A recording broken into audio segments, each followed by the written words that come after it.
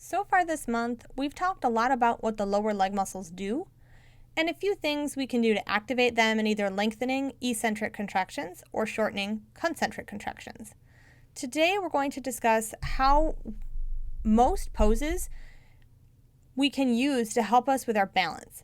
Because if we don't have strong feet, ankles, lower legs, pelvis, and core as a base, we will probably not be able to stand on one leg for very long without toppling over. Because we're focusing on the lower leg this month, we're going to focus on that aspect of triangle pose.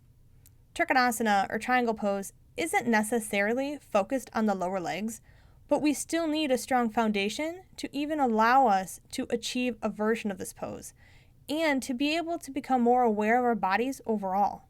If we're constantly worried about tipping over, we won't be able to enjoy our practice or be able to get in tune with our bodies. To start, we step the feet apart a comfortable distance, preferably a little shorter stance if we know we struggle with balance.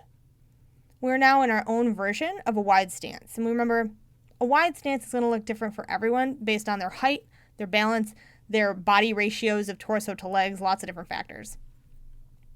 So when we do this, we line our back foot up the same way roughly as the short edge of the mat, and we engage that entire lower leg.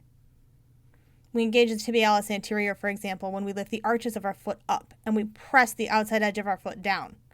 Without good footing, we will slip and we're more prone to injury. The front foot goes out to face our toes towards the opposite short edge of the mat, and the entire leg follows, right? The knee points forward. So that whole leg is rolled out into lateral rotation.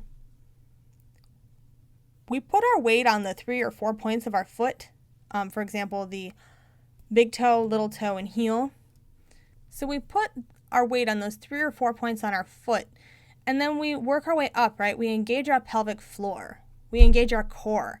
As we come into this pose, we must maintain this base, adjusting as necessary, of course, throughout the movements. But I always start at the base, which is the feet. We have to consider our ankles and our calves too, because they have connections in our feet, as we've discussed, and to help them perform the way we ask them to, they need to be healthy. A couple of other good poses to work on balance are balancing star pose and tree pose. We can also use our other senses, or lack of, to practice our balance by standing in mountain pose and simply closing our eyes.